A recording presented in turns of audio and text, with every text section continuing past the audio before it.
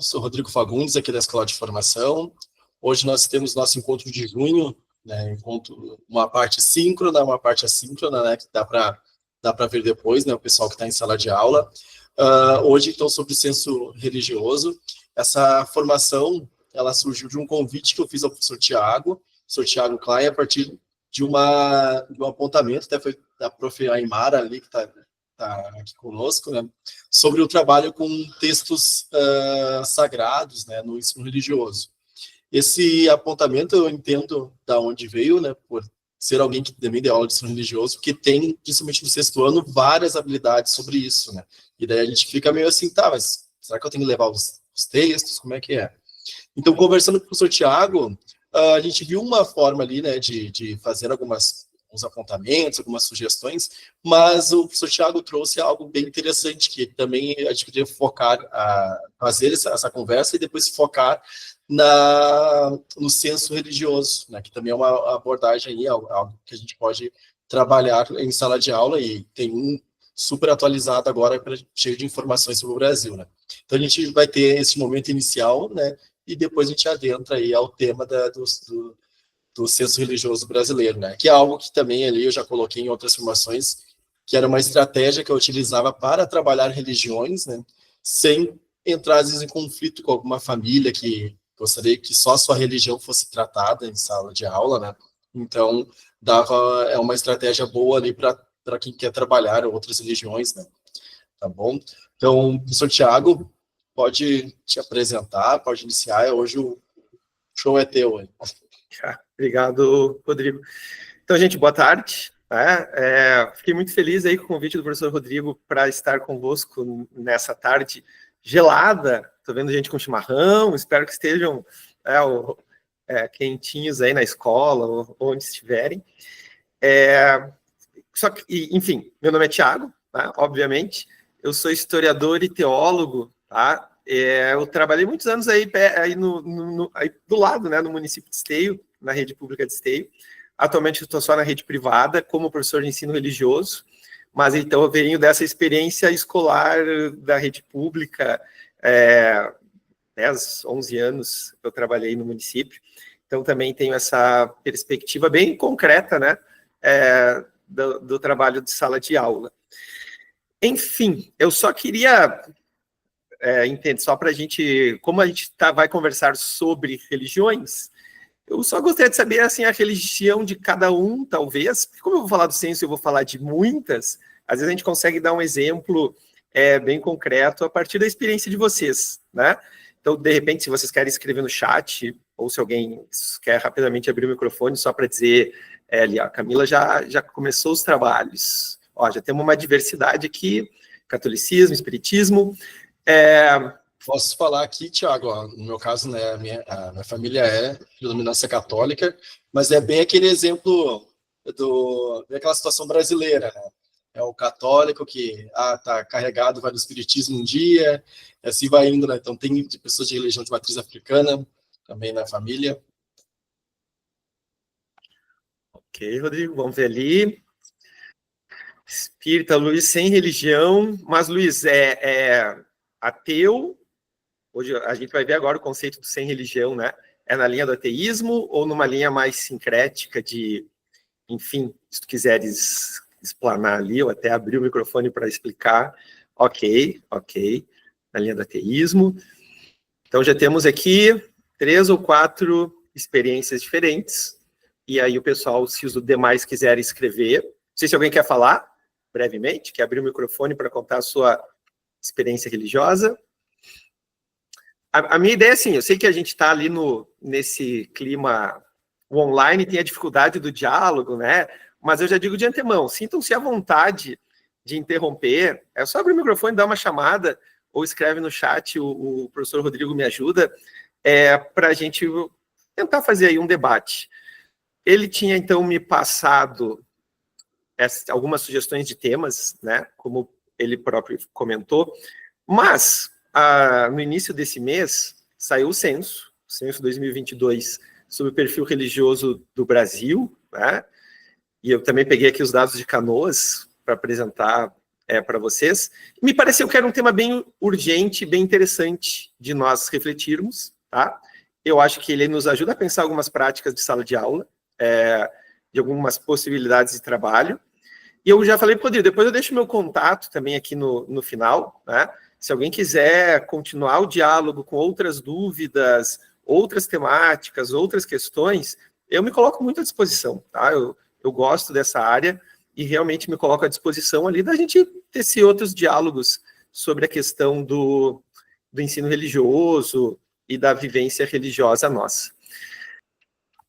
Muito bem. Então, vou compartilhar aqui a tela com vocês para a gente debater aí os dados do censo. Gente, eu peguei muitos, eu tentei pegar todos os gráficos e mapas possíveis para a gente analisar o censo, tá? Então, tem materiais que vocês vão ver que são bem interessantes para a gente pensar a nossa realidade, a nossa ação na sala de aula, que nós vamos ter alunos diversos, né? Apesar de a gente ter um grande grupo cristão no Brasil, juntando aí catolicismo e as igrejas evangélicas, mas a gente, mesmo esse grande grupo cristão também é diverso, né?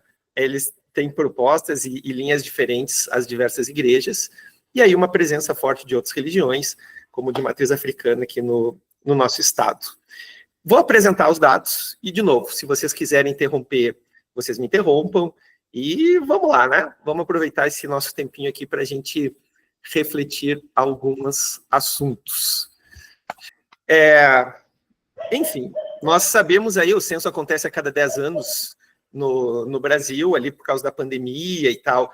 Ele foi feito em 2022, e os dados têm saído aos poucos, né? Já saíram outros dados relacionados à população brasileira, e agora, na primeira semana de junho, saíram os dados religiosos. Não sei se vocês conseguiram acompanhar, mas tem dados muito interessantes mesmo, para a gente pensar o nosso Rio Grande do Sul, pensar como trabalhar até as próprias religiões, que o professor falou ali dos textos sagrados, etc., nos faz pensar um pouco. Gente, eu fiz prints de jornais, alguns têm melhor qualidade, outros não, tá? Alguns foi print da edição online, e às vezes eu não conseguia pegar toda a qualidade, mas todos estão visíveis. Aí depois, no final, tem uns com uma ótima qualidade. Primeira questão, assim, como se divide a nossa população, e talvez vocês consigam perceber isso na escola e tal. Aqui tem esse gráfico, é bacana, porque ele nos mostra a evolução das crenças no Brasil desde 1872, quando a gente começa a ter uma pesquisa um pouco mais apurada. Obviamente, acho que aqui é tranquilo para todos nós, né? Nós temos ali 99,7% de católicos. Nós somos um país que foi colonizado por uma metrópole bastante católica, né? Portugal na época. E até a proclamação da República, nós tínhamos que ser católicos, de forma geral, certo? Aí tem todas aquelas histórias que a gente estuda, ou estudou já com os nossos estudantes, né?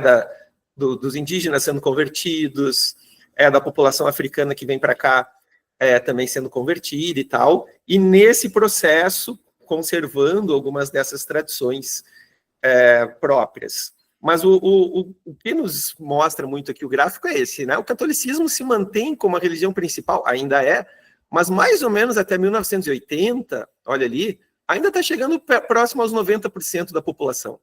Então esse é um dado interessante. Os últimos 45 anos começa a fazer um declínio bastante grande do percentual de católicos no Brasil. Né? Já estamos ali com 56%. Não sei se isso reflete na nossa sala de aula. Dependendo do lugar, a gente já tem mais evangélicos em sala de aula. A última vez que eu dei aula lá no município de Esteio, meus alunos de 6º ano, basicamente a maior parte deles já era de tradição evangélica, que já está beirando os 27%. Só para retomar aqui onde que começa nos censos a presença evangélica, a gente tem aqui, 1890, 1% da população, e aqui a gente pode pensar muito na igreja luterana, essas protestantes históricas que migram para o Brasil, tá? A população migra para o Brasil e começa a ter essa presença. O Rio Grande do Sul, até hoje, é muito forte nisso, né? Nós temos uma presença luterana bastante grande aqui. Um dilema do censo, uma crítica do censo que veio, é porque ainda não veio a divisão interna, né? 27, quase por cento de evangélicos, são muitos grupos diferentes. A gente vai desde os luteranos, anglicanos, até os pentecostais, neopentecostais, e essas igrejas têm uma diversidade entre elas. Então, o pessoal do IBGE prometeu que ainda deverá sair essa divisão, tá? A gente não sabe, esses 26,9, qual igreja específica eles participam, tá? Mas a gente vê as primeiras igrejas, por exemplo, pentecostais, que chegam no Brasil, Assembleia de Deus e Congregação Cristã, chegam mais ou menos em 1910, tá? Mais ou menos não. É aqui mesmo, naqueles anos, começa a se formar o primeiro grupo pentecostal no nosso país. E, aos poucos, esse grupo vem crescendo, e da mesma forma, de 1980 em diante, tá? Com muita força da mídia, né? São grupos que têm uma presença midiática também muito forte e tal. Esse conjunto de igrejas vem subindo, está ali em 26,9. Dependendo da região, eventualmente onde a gente trabalha e mora, às vezes é o grupo maior já nas nossas escolas, né? Dependendo assim. Um grupo grande, vejo ali, 9,3, são sem religião. Também é um grupo que vem crescendo, bastante gente. E aqui pode ser tanto do ateísmo, tá? Isso aqui não acredita na existência de Deus, de nada transcendental, até grupos sincréticos. Eu vou, sei lá, na Igreja Católica, mas também vou tomar passe no Centro Espírita, gosto de ir na Umbanda, essa galera que acaba participando de muitos espaços distintos, e às vezes o cara que está trocando de religião, a gente tem esse fenômeno hoje, a gente tem essa possibilidade aqui no Brasil, então às vezes saiu da sua igreja que vai se converter para outra, ainda não chegou lá, então esse grupo sem religião também é muito variado, tá? Ele é bastante variado nessas possibilidades. A gente vai ver que o público jovem está muito fortemente aqui dentro.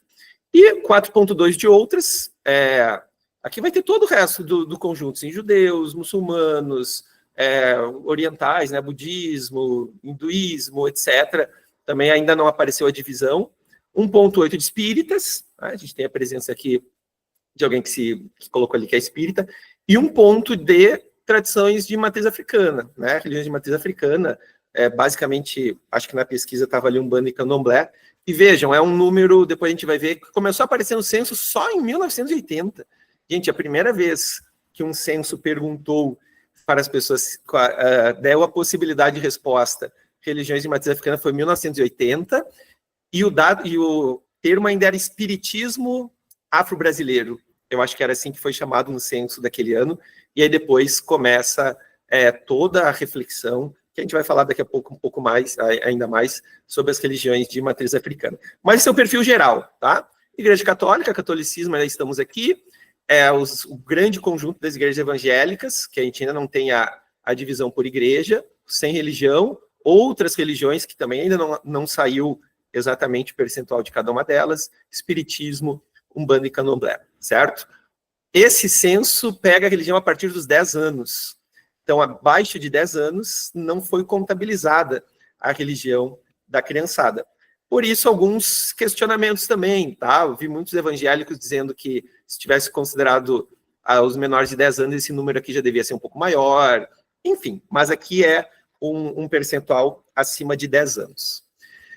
Na sequência, vamos tentar olhar localmente, globalmente, esses números, para a gente chegar lá no final, lá em Canoas, como é que está a religiosidade de vocês, do público escolar.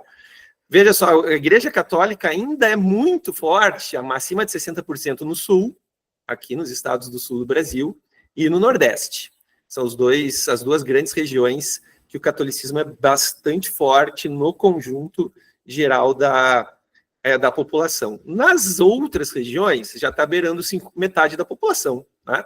Gente, o catolicismo era oficial do Brasil até 100 e poucos anos, né? Até a proclamação da República. Claro que também tinha um certo quê de obrigatoriedade, quando vai se dando mais liberdade, as pessoas vão movimentando-se nessas religiões. Então, se a gente pega Centro-Oeste, Sudeste, beirando 50%, e a gente vai ver que Sudeste é Minas Gerais que mantém esse número aqui. Se não contabilizasse Minas, provavelmente ia estar abaixo de 50% o Sudeste, E aí o norte, sim, já está beirando a metade dos estados do norte. Tá? Os evangélicos acabam sendo bastante fortes aqui no norte e no centro-oeste, veja, são os que têm mais. Também vai ter algumas explicações para isso. E um dado que me parece bem interessante, olha o Rio Grande do Sul, a região sul, o Umbanda e Candomblé é o maior percentual do Brasil, tá? 1,6. E a gente vai ver que o Rio Grande do Sul é muito responsável por esse número, bem acima aí dos demais estados. Okay? Esse é o nosso perfil nacional. A religiosidade brasileira é essa, é variada, é muito variada. Claro que nós temos um grupo predominante, mas a gente tem aí um olhar muito, muito, muito variado na religiosidade da população brasileira. Tá?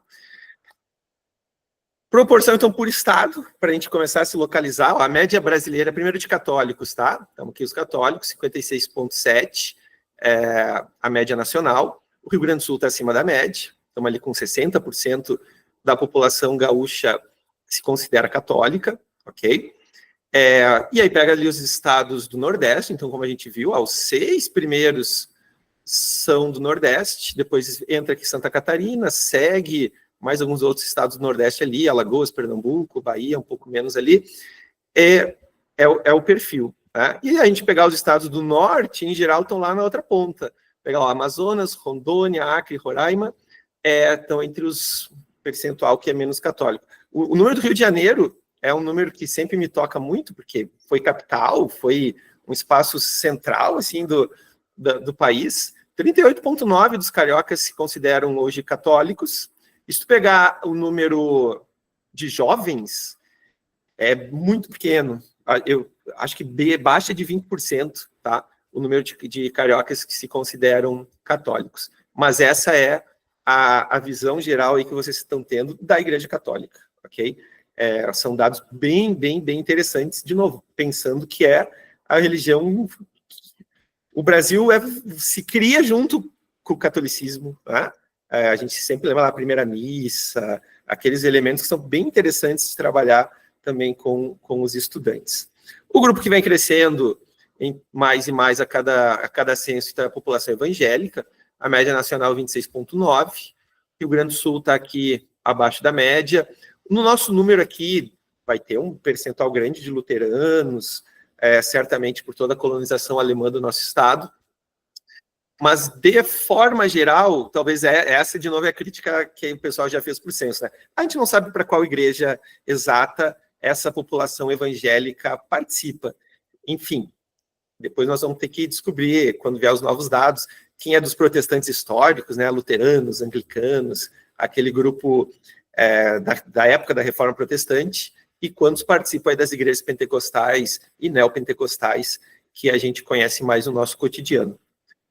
Talvez o dado que é bem, bem interessante aqui é esse pessoal sem religião, que aqui Thiago, o jornal... Diga. Só uma coisinha. Eu lembro quando eu trabalhava em ensino religioso, o outro censo, né, uns anos atrás, quando eu tinha ensino religioso, as notícias falavam, tentando explicar muito desse aumento dos protestantes e redução dos católicos, e eles falavam, como uma das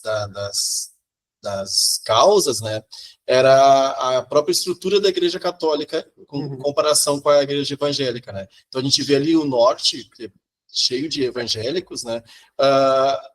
Tu construir uma igreja evangélica é algo muito simples, muito simples. Agora tu construir uma igreja católica, principalmente na região norte, por exemplo, né? A gente não consegue imaginar quando surge um bairro aqui na zona, na região metropolitana de Porto Alegre, tu não consegue imaginar a construção de uma igreja católica. Parece que é uma coisa que precisa de um movimento muito grande, né? Tu não sabe nem aonde recorrer para isso, né? Então essa questão de uma estrutura muito mais fácil de construir fez com que se espalhasse, né?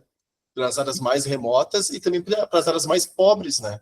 Eu lembro que quando eu dei aula na rede estadual, eu tinha um aluno que o pai dele tinha uma igreja. Eu disse, como assim teu pai tem uma igreja? Ele disse, meu pai tem um espaço, ele aluga, se não me engano era R$5.000, acho que era na época, E daí ele disse que ele limpava a igreja, que ele ganhava 1.500 para limpar a igreja, depois lá dos cultos, né? Então, assim, a profissão do pai, a renda do pai era ter um espaço que ele alugava para que fosse igreja protestante, não lembro qual era a igreja. Eu acho que está correto, Rodrigo, se a gente lembrar também, algumas matérias ali ainda na época do Papa Francisco indicava sempre esses debates, assim, liberar matrimônio para o clero, ordenar mulheres ou não. A Igreja Católica tem uma estrutura hierárquica que é de mais difícil movimento nesse sentido, né? Para as pessoas chegarem ali no espaço de hierarquia. Algumas igrejas pentecostais, neopentecostais, o leigo, né? O leigo comum que participa pode, com o tempo ali, virar pastor, ter outras atividades. Então, a presença, o protagonismo, a estrutura hierárquica realmente contribuem muito. A Igreja Católica não vem se renovando. Eu estava almoçando agora no restaurante, até eu vi a chamada acho que do Jornal do Almoço, que esse ano a Arquidiocese de Porto Alegre vai ordenar um único padre. Eu acho que amanhã vai ter uma entrevista com ele no Jornal do Almoço, eles fizeram já a chamada. Então, existe sim uma dificuldade, né, de renovar esses espaços. Mas ali nos mapas, quando a gente chegar nos mapas, a gente vai poder perceber isso de novo. Agora, esse pessoal fora da igreja, sem religião, então, que pode ser também uma coisa muito grande, que vai do ateu, né, assim, não acredita em nada, até essa galera que eventualmente participa demais de uma igreja, ou essa galera que eu acredito em Deus. Às vezes isso é muito forte de alguns jovens. Eu acredito em Deus, mas eu rezo em casa, não quero participar de nada. Então, o sentimento de comunidade às vezes vai diminuindo. Então, pode ser isso aqui também. Eu não sou ateu, eu acredito em Deus, mas não frequento nenhuma igreja, considerado sem religião. São números que vêm num crescente. De novo, o Rio de Janeiro está ali, junto com Roraima, entre os primeiros. Esse aqui é um dado que é mais difícil de dizer, porque que cada estado é assim. Mas a gente vai pegar alguns que têm uma forte presença, por exemplo, católica, que poucos sem religião, mas a gente também vai pegar alguns estados também que aumentou a presença evangélica, que também vão ter poucos sem religião, tá? Mas isso aqui é um processo muito amplo. A grande questão que às vezes a gente fica se perguntando é assim, quem lembra de outros tempos, se diz, a população vai virar ateia, às vezes o grande medo da Igreja Católica, mas a secularização, tá fazendo as pessoas saírem da igreja, né? Ninguém vai mais se preocupar com isso e tal. Os dados não demonstram isso de forma geral, tá? O público brasileiro a população brasileira é muito religiosa, tá? Segue sendo muito religiosa, mas com uma diversidade por possibilidades. Então, às vezes, nossos estudantes, que não participam mais de uma igreja específica, creem em Deus, creem em algo, e talvez estejam nesse grupo aqui. O grupo que mais forte aqui é o grupo jovem, né? O público jovem, a gente vai ver ali depois nos gráficos. Os mapas nos ajudam, acho que os mapas nos ajudam a pensar essa distribuição no Brasil. Então, aqui está a população católica, aqueles mapas de calor, assim, né? Bem aí para o nosso professor geógrafo, Rodrigo, dar também uma analisada. A gente vê aqui onde está a maioria católica. Nordeste, a gente vê aqui, o Sul muito forte, tá? E veja, o Sudeste, Minas Gerais ainda é muito forte. Mas se a gente pegar aqui o Rio de Janeiro, já é uma presença bem menor do catolicismo, Espírito Santo também, o sul da Bahia. Na prática, assim, o litoral, vindo ali, desde o sul da Bahia até iniciozinho aqui da região sul, veja, o litoral tem uma presença católica bem diminuída nesse processo. É um fenômeno bastante interessante aqui, pensando que a colonização começou para cá, né? Chega aqui que vão se formando os primeiros núcleos de urbanização do Brasil, então era essa população que era totalmente católica em algum momento, e aqui o dado do litoral é um dado bem interessante. Aqui um pouco menos, né? A gente já viu que aqui a maioria é evangélica. O Rio Grande do Sul tem a cidade com mais católicos, com mais evangélicos, com mais sem religião e com mais tradições de matriz africana, tá? O nosso estado está na liderança aí de cidade que tem mais de vários. Montauri está ali, a cidade mais católica do Brasil, 98% se colocou como católico. Gente, lembrem, a urbanização e ocupação do território do centro-oeste e norte vai ser um pouco mais posterior. Muitos gaúchos depois, pessoal da região sul, sobe para o centro-oeste e para o norte e vão ocupando. Quando isso acontece, nós já temos as igrejas pentecostais no Brasil, né? Então também tem uma subida junto de missionários. Bem como o Rodrigo falou, às vezes é mais difícil construir uma igreja católica, tem toda a hierarquia. Nós já temos pastores subindo, então isso talvez também ajude a explicar essa presença tão forte evangélica aqui. Esse mapa acaba sendo um pouco mais, não tão, o calor, o desenho ali não está tão forte, mas a gente já vê aqui, né, no norte uma presença maior. Arroio do Padre, apesar de ter padre no nome, é a cidade mais evangélica do Brasil, 88% da população se declarou evangélica. Imagino que aqui já tenha um pouco de colonização alemã, né, uma tradição luterana, tá? Esse é o mapa aqui da presença evangélica. O próximo me interessa e é um mapa que eventualmente nós, gaúchos, não esperaríamos ver desta forma. Olha ali o percentual dos praticantes das religiões afro-brasileiras. Olha onde que está a grande presença, assim, uma população acima de 10 anos, onde que mais se frequenta espaços de matriz africana. Gente, o único lugar muito pintado no nosso mapa é a metade sul do Rio Grande do Sul. Esse é um dado muito interessante. Por isso que eu sempre coloco para os professores de ensino religioso, são tradições que a gente precisa trabalhar em aula.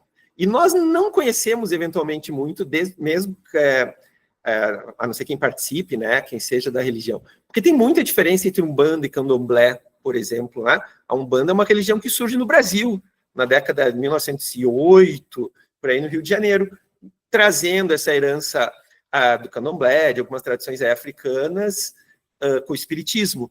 Mas esse mapa é bem interessante. Eu mostro isso para os estudantes na sala de aula. Volta e meia, eles não esperam que o Rio Grande do Sul fosse esse, né? Então, olha ali, 42 dos 50 municípios com mais praticantes das religiões afro-brasileiras estão no Rio Grande do Sul. Tá?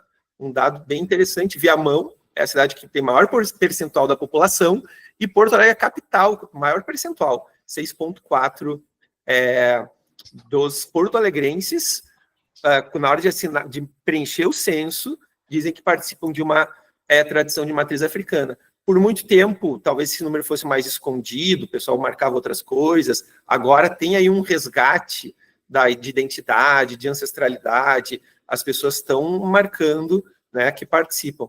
Obviamente, não é só a população preta e parda, a gente vai ter população branca participando também da Umbanda, etc. Mas é um dado bem interessante. Tira o Rio Grande do Sul, tu vai ter ali um pouquinho ali no Mato Grosso do Sul e um pouquinho espalhado em outros estados. Esse mapa, essa pintura aqui desse mapa é bem, bem impactante para a gente. Tiago? Pode falar. Ali, só daquela questão, e eu já volto para esse mapa aqui, questão do litoral que tu falou, né? Até o próprio Nordeste, tu vê lá que ele também tem um litoral, né, mais clarinho, né, com menor presença de católicos, né? Daí, se a gente for parar a pensar, é onde ficam as capitais, né, onde tem as regiões metropolitanas mais populosas, né? Então, se o Brasil está reduzindo o número de católicos, né, apareceria aí, né? Então, fica bem registrado, fica bem coerente com o que tu apresentou ali, né? E com relação ali do Rio Grande do Sul, com esse destaque para religiões de matriz africana, no outro censo, eles sempre comparavam muito, né? Rio Grande do Sul, com esse destaque de muitas pessoas falando, se autodeclarando pertencente a alguma religião de matriz africana, seja Candomblé, Quimbanda, Nação, Umbanda, né? E daí comparava com a Bahia, né? Que era um percentual menor. E eles achavam assim, talvez a Bahia não queira, eles ainda não estão abertos a falar da sua religião, aquela coisa toda. Eu acredito que seja mais uma questão de sincretismo, né? De pessoas que são católicas e vão também da matriz africana, mas daí acabam falando a religião da família lá, no caso da Bahia, porque a gente vê muitos eventos religiosos que estão pessoas do candomblé junto com católicos, né? Então, tu vê que há uma... Como a Navegantes aqui para nós, né? Em fevereiro, sim, né? Sim. E aqui no Rio Grande do Sul, o Rio Grande do Sul ele é um estado que ele se destaca na questão da ERE, da Educação para as Relações Étnico-Raciais, há muito tempo, né? Há muito tempo. Então, assim, quando tu pega principais líderes, a gente pode falar até da própria as diretrizes curriculares nacionais da ERE, que foi feita a relatora é uma gaúcha, né? A professora Petronília Silva, né?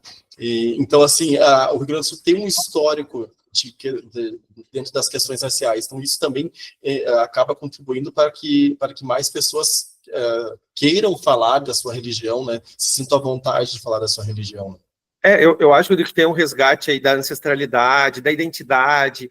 Também eu conheço pessoas que estão, às vezes, retornando, né? Como tu disseste, se declararam católicos em outros momentos, talvez, mas também com uma forma de resgate de identidade, até de resistência, né? Com alguns processos, muita gente buscando aí de volta essas suas raízes. Então, é interessante. Isso é um tema, eu acho, de sala de aula, que precisaria sempre a gente já trabalha, como o professor Rodrigo falou, mas sempre aprofundar. E talvez quem está lá planejando suas aulas, em algum momento, tentar diferenciá-las. O Rodrigo citou algumas, às vezes, na nossa mentalidade é comum, é tudo a mesma coisa, mas não, tem coisas bem diferentes entre uma linha e outra das religiões de matriz africana. É um tema bem legal, é bem legal mesmo de trabalhar com os estudantes. E, olha só, então, Umbanda e Candomblé, a primeira vez que passa de 1%, deu um salto bastante grande de 2010 para esse novo censo, e pode ser muito por essa coisa que a gente está falando, né? Não necessariamente novas conversões, talvez isso também, mas muito fortemente essa identificação. Não, eu vou assinar aqui, vou registrar aquela religião que eu pratico. Tá? É um salto bastante grande. O espiritismo deu uma pequena queda do último censo para esse. A questão ali que eu ia apontar é uma fala que alguns estudiosos tinham quando tentavam falar sobre a questão da região sul com as religiões de matriz africana. Né? Daí uma frase que sempre é citada é: à noite, em Porto Alegre, dorme ao som dos tambores, né? E se a gente parar para pensar, realmente, vários bairros da região metropolitana, né, em Alvorada, Canoas, né, não só Porto Alegre, durante a noite a gente passa e ouve som de tambores, né? Então, sim, é uma religião que ela é bastante... várias religiões matriz-africanas são bastante presentes aqui em Porto Alegre, região. Ok. Então, fechando esse panorama geral, só a população indígena, a população indígena, que eventualmente nós trabalhamos muito em sala de aula, ensino religioso, tradições indígenas, tentamos resgatar mitos e histórias. Hoje, 7,6% dos indígenas se declaram como adeptos de tradições indígenas, tá? É um número que assusta de um lado, mas também é meio óbvio. A gente tem aí mais de 500 anos de colonização cristianizadora, então 42% dos indígenas ainda se declaram católicos, mas olha como cresce, então, também as igrejas, aqui provavelmente são igrejas pentecostais e neopentecostais, né? Porque os grupos históricos ali, luteranos, anglicanos, etc., nunca vão ter grande presença, assim, talvez um que outro lugar, mas aqui, então, deve ser muito fortemente já das igrejas pentecostais, né? Os pastores que vão lá na comunidade, montam a estrutura tranquila de montar a sua igreja, e são muito missionários. Nós temos igrejas bastante missionários que fazem o trabalho de evangelização. Então, esse dado é bem interessante. Hoje, um grupo bem minoritário da população indígena se declara adepto de tradições próprias. Mas aqui, de novo, que nem foi dito antes, pode ter um sincretismo, né? Pode também ter um sincretismo grande. Eu frequento a igreja cristã, mas conservo ali algumas coisas das minhas tradições indígenas. Por isso é outra coisa que eu sempre acho importante a gente resgatar no ensino religioso, quando a gente vai vendo essas religiões diminuindo ou com pequena percentual de participantes, é legal a gente buscar essa questão da identidade, de manter vivo, né, manter vivas essas tradições. Mas aqui seria outro debate também bem interessante. Talvez aqui é um dado que nos... Thiago, só te interromper ali, tu falou uma frase que é bem relevante, que é a questão de... São mais de 500 anos, né? Porque isso facilmente, esse gráfico pode trazer tanto de fala de professores quanto de estudantes, né? De que, então seria errado, né? Eles estão errando, que eles deveriam continuar com as suas tradições. Eu acho que daí, levando para questões raciais, né? eles são, antes de indígenas, eles são seres humanos, né? Se a gente age com naturalidade que o branco pode trocar de catolicismo para evangélico, para espírita, o negro pode trocar, o indígena também pode trocar, né? Claro que a gente tem que ficar atento a algumas pressões que tem, né, que a gente sabe aí, né, o processo às vezes não é de escolha própria em alguns casos, mais no passado, né? Mas a gente também não pode assim, admitir falas como se dissesse, eles têm que ficar no meio do mato, aquela coisa, né? Que todo mundo tem que ter os seus direitos de escolhas, menos eles, né? E eu espero que esse discurso, assim, que já esteja bem superado entre a gente. A gente tem que ter bastante cuidado com essas falas, evidentemente. Me parece, agora não vou saber com 100% de certeza, mas os grupos que, por lei, né, não podem receber aí missionários e tal, só que aqueles grupos isolados. Esses têm todo um cuidado para que eles não tenham essa pressão. Mas nos demais, nós estamos num país de liberdade religiosa. Tá? Então, às vezes com mais pressão, às vezes com menos, mas as religiões fazem seu trabalho e o cristianismo é muito missionário, é uma religião missionária, diferentemente de outras, né, que tem seu público e tal, e está tudo certo. O cristianismo tem essa perspectiva sempre de fazer missão e vai indo onde tem pessoas levando seu trabalho de evangelização, e que aqui a gente está falando de dados, mas também muito ligado também com trabalhos sociais, né? A presença sempre é muito forte em alguns lugares. Esse talvez seja o gráfico que nos interessa bastante aí como educadores, a juventude. Tá? Aqui tem os três maiores, né? Católicos, evangélicos e sem religião. E a faixa etária demonstra muito isso. Esse mapa por faixa etária aqui é legal. Se a gente pega a população ali de 70 para cima, nós temos mais de 60% de católicos e muito aqui, que aqui deve ser 70 e poucos, ainda na população mais de 80 anos. É a tradição de pessoas que foram criadas muito fortemente na sua igreja, na sua religião, e mantém isso, né? Não vão trocar, não tem essa perspectiva tão forte de ficar circulando entre diferentes igrejas ou religiões. Ao mesmo tempo, é o grupo minoritário sem religião. E a gente faz esse mapa ao contrário. Se a gente vai chegar na juventude, nós temos ali, não sei que ensino fundamental, que a gente trabalha, vocês trabalham, 14 a 15, 10 a 15 anos ali, nós já temos beirando 20% na média nacional desse grupo sem religião, tá? Que deve estar uns 16, mais ou menos 17. É um número grande, Acho que no Rio Grande do Sul, a gente vai ver depois ali, não é tão forte. Evangélicos também, é um grupo bastante considerável, já ali na juventude, né? Estamos nos 30%, mais ou menos, aqui de 10 a 14, e claro, a população mais idosa vai diminuindo. E os católicos se mantêm naquela média que a gente viu nacional ali, 50 e pouquinhos por cento, tá? E a população mais idosa que ainda mantém muito a presença nas paróquias, nas comunidades católicas. Esse dado é interessante. O nosso jovem, que a gente trabalha nas nossas escolas, ele tem uma perspectiva muito, dependendo aqui, muito cristã, católico evangélico, a gente viu ali aqui a presença de matriz africana, mas essa galera que ou às vezes é ateia, ou, no geral, que mistura, que é mais sincrética, que está talvez sem uma igreja. Os católicos usam muito o termo católico não praticante, né? E mantém assina lá católico.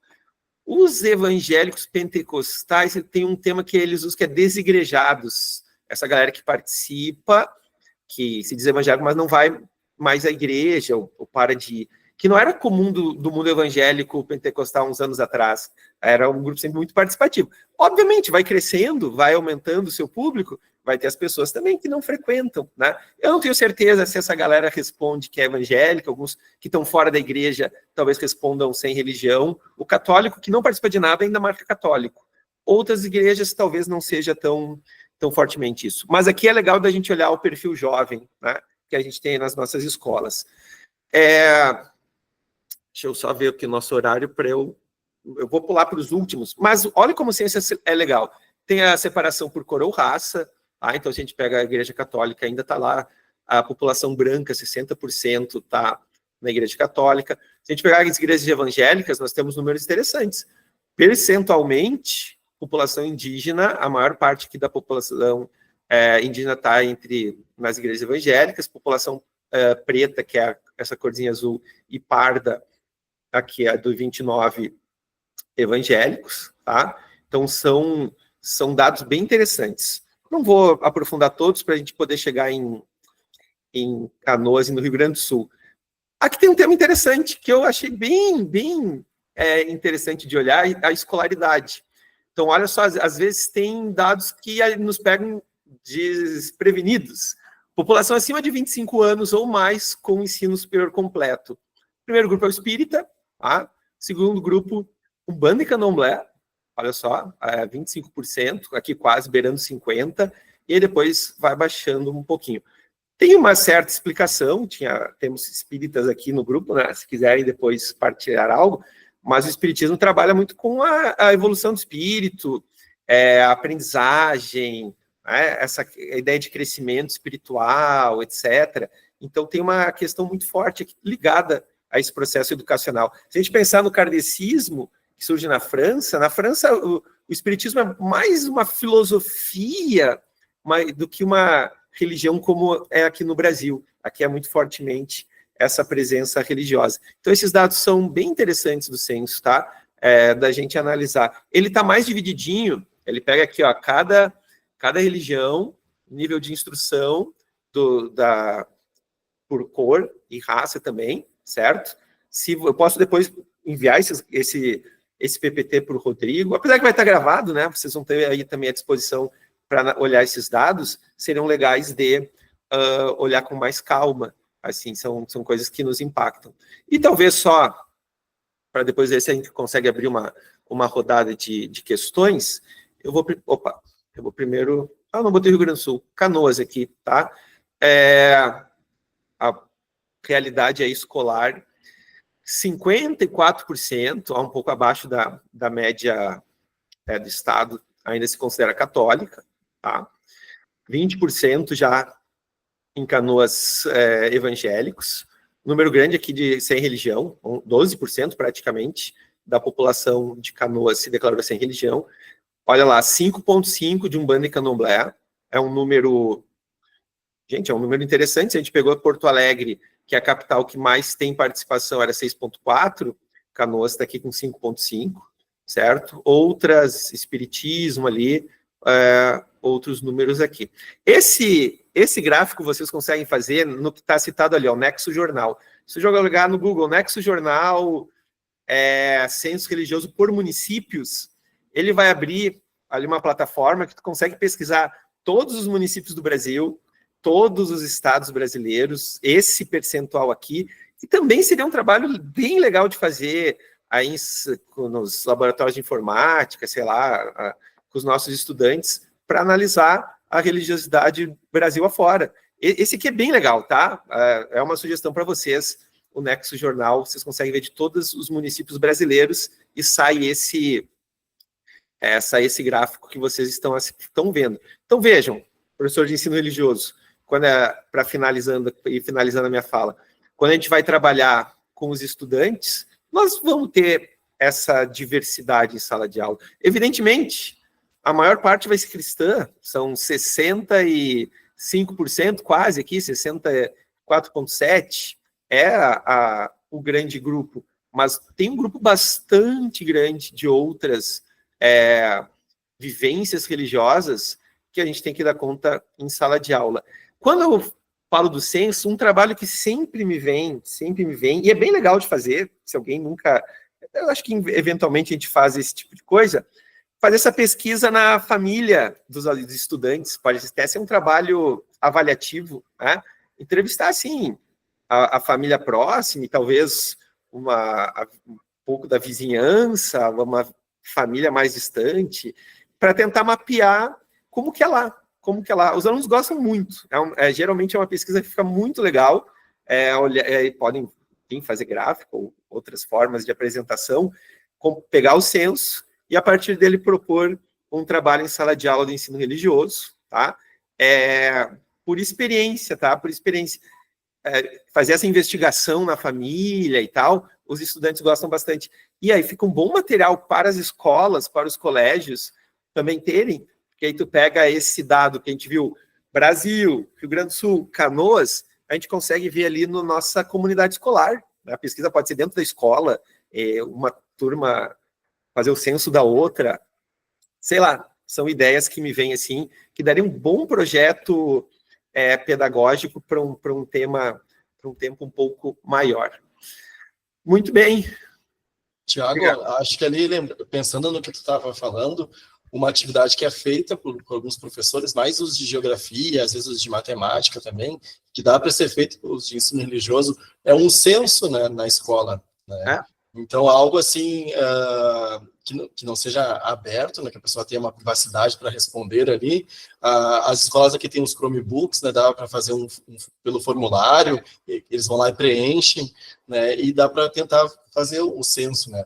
A única coisa é que para poder acompanhar, vou fazer de 2 em 2 anos, por exemplo, ou anualmente, que dê para...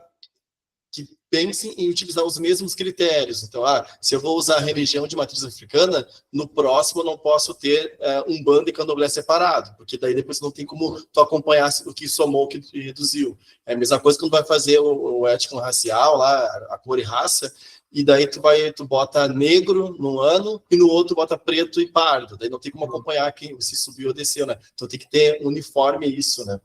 Na escola, eu penso que vai ter, como vocês falaste antes, a gente às vezes vai ter muitas igrejas locais pentecostais que surgiram na comunidade e estão ali, né? Na escola a gente consegue fazer um censo uma pesquisa bem detalhada. Me parece que, olha, se alguém se animar, seria um bom trabalho aí para o segundo semestre, sabe? Fazer esse olhar da escola ou da família dos estudantes. Haveria muitas possibilidades, né? De montar um material bem legal e conseguem esmiuçar, eventualmente, essas igrejas locais que não aparecem no censo grande, tá, do Brasil inteiro, e certamente nas nossas comunidades apareceriam. E a partir daqui, a partir desses dados, eu sempre fico imaginando que a gente consegue pegar ali os nossos currículos, né, a BNCC, etc., e vendo essa perspectiva da gurizada, primeiro pensar o respeito à diversidade. Às vezes a gente pode não conviver na nossa família com uma grande diversidade, são todos de uma mesma igreja, etc., etc., mas olhando os dados e a escola propondo isso, dá para criar também projetos de diálogo interreligioso. Né? Isso seria algo bem interessante a partir do censo, que também daria para fazer. E voltando ali o pontapé inicial, né, que não é fim das contas que eu trabalhei, a gente pode aprofundar em outro momento, trabalhar os textos sagrados, os alunos adoram conhecer. Cara, os alunos dificilmente não gostam de conhecer, eles têm curiosidade, O que tem nos textos sagrados, né, as religiões monoteístas, aí judaísmo, cristianismo e islamismo, que tem a palavra de Deus no livro, né, no texto sagrado, existe uma curiosidade, acho que dá para pensar sempre bons projetos. Eu vou fazer assim, eu não sei se tem um momento de alguma interação, se alguém quiser, eu vou deixar meu e-mail aqui no chat. Se alguém quiser continuar esse bate-papo de outra forma, enfim, né, com mais tempo, etc., eu realmente me coloco à disposição de vocês, da gente continuar, tá? Tiago, a gente tem o RCC, que é a nossa referencial curricular, que o de ensino religioso nada mais é do que a BNCC, uma cópia, né? Okay. E daí, assim, quando a gente lê, aqui nós não somos professores formados em ciência da religião, né? A gente se apavora porque tem vários livros sagrados, né? Se fosse só a Bíblia, já seria muita coisa para quem não conhece, né? Mas eu acho que a dica assim, que eu posso deixar é ler essa habilidade e tentar partir por ela. Por exemplo, nenhuma delas está falando para conhecer a fundo, saber cada texto. Não, elas estão falando ali, por exemplo, de reconhecer que essa tradição escrita preserva a memória. Então, significa que, acho que é no quinto ano são as religiões que não têm tradição escrita. Então, por exemplo, as de matriz africana, as indígenas, e é muito mais difícil tu preservar essa memória, porque daí tu vai precisar de alguém, né, alguém mais velho, né, que tenha experiência, né, para passar e para preservar. Tem muita gente até que não considera a religião pelo fato de não ter um texto sagrado, um livro, né, que guia no teador, né. Então, eu acho que isso é uma questão assim, de mostrar. A outra habilidade diz ali sobre diversidade. Tu notar, a gente fala tanto sobre a questão do respeito, o Tiago falou ali um termo que eu acho que é o que caminha muito para isso, que é o diálogo interreligioso, né? As religiões, elas naturalmente conversam, se respeitam, têm um discurso de paz. Mas como a gente vai fazer isso se aquela pessoa só conhece, por exemplo, se ela é católica, só conhece a Bíblia, né? Então, tu mostrar que existe um mundo diverso de religiões com textos diferentes, né? Com orientações diferentes. Então, tu não precisa ir a fundo nesse conhecer cada livro, né? Mas lembra que até de alguns textos sagrados do hinduísmo, nossa, é difícil até de falar o nome dos textos, né? Então, mas aí tu mostrar que existe essa diversidade já é meio caminho andado para esse diálogo interreligioso, né? Para essa noção de pluralismo de ideias, né? Então, para aqueles que se interessam, boa parte desse material, inclusive das tradições hindu, budista, orientais, a gente tem tradução no Brasil, tá? Então, é bem fácil de localizar, menos, às vezes é legal de fazer a gurizada ter o contato com um pequeno trecho, ou pensar um trabalho de pesquisa. Sempre tem muita polêmica, a gente acompanha que o Brasil tem muita polêmica quanto a isso, que eventualmente tem surgido muitas leis em alguns lugares de ter mais fortemente a presença da Bíblia na sala de aula e tal. Aqui em Canoas tem também. Eu acho que a gente sempre tem que cuidar para que isso, porque nós somos uma escola, nós somos escolas, né? O trabalho da evangelização e da missionariedade é do espaço da igreja, é próprio deles. O nosso ambiente escolar é de respeito e conhecimento do todo, mesmo que, eventualmente, o nosso público certamente é mais cristão, né? Porque os dados do censo mostram isso, a escola não é um lugar de conversão, né? Então, quando a gente estuda os textos sagrados, eu acho que todos eles devem estar presentes na nossa sala, no nosso cotidiano do ensino religioso, todos eles são muito legais, mas sempre pensando no nosso papel de educador, de professor. Nós não fazemos na escola o trabalho que a paróquia faz, né, que a igreja faz, que tem suas diferenças. Eu vejo que às vezes alguns grupos têm confundido um pouco isso, né? Essa tentativa de trazer a religião para dentro da escola, meio que numa forma de conversão. Isso é um cuidado que me parece, imagino que todos nós tenhamos, mas é um cuidado que me parece que a gente tem que ter, né? São duas questões diferentes. O trabalho da comunidade, da paróquia, da igreja, do centro espírita, terreiro, enfim, é o espaço religioso, é o espaço religioso. Nós somos um espaço escolar, de conhecimento acadêmico, então é muito importante para a gente conhecer e trabalhar o conjunto, né? Isso é fundamental na construção do conhecimento. Isso, eu acho que esse trabalho com os textos, que a BNCC traz ali, como ela traz ali em outras habilidades, é mostrar que os modos de ser e viver partem desses textos, né? Partem desses materiais, né? As tradições religiosas são embasadas nisso, né? Então, mostrar isso como uma fonte, né? Diferente do que eles teriam visto, que eu acho que não vem no quinto ano, né?